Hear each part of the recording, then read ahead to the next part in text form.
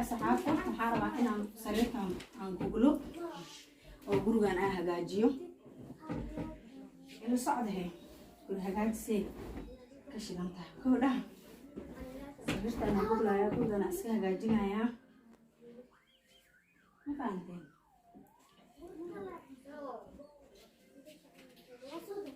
markaan goglo oo sariirta dhan aan soo taago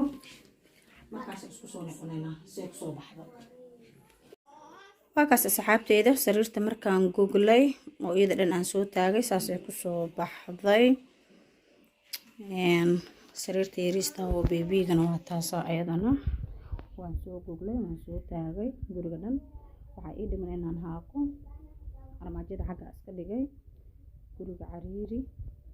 marka waa kaas asxaabay hadda waa soo dhaqaa waa soo tirtirayaa nadaafadoo dhan idin la wadaagayaa insha Allah soo dhawaada fadlan hadaa ku cusubtiin ana subscribe ii saartiin like share comment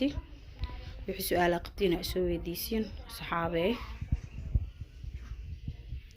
waa walaashin xilka soo idin leh subax wanaagsan waa kaasa ugu dambeyn saasaan usoo hagaajiyay gurigii saasoo kusoo baxay markaan soo nadiifiyay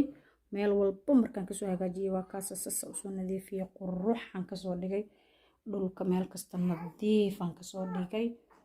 waa kaasa sariirta waa goglo dhulka waa nadiifiyay wax dhawaan nadiifiyay insha Allah asxaabteyda fadlan hadaa ku cusubtaa walaalay subscribe ii saar like share comment dhiirigelin ay ii tahay kusoo dhawaada channelkayga wax walba aad jeceshiin waa idin soo gelinaya nadaafada cuntada wax kasta waa idin la wadaagaya soo dhawaada waa kala mashquulnay isku soo noqod wanaagsan asxaabteyda waxaan idin leeyahay nabad iyo caafimaad ku waara meel walba aad joogtiin wax walba idin tahay subax habeen galab casir intaba wanaagsan haye ana hadda waxay ii tahay subax ciyaalka xanaanadan kala geeyay gurigan ku soo laabtay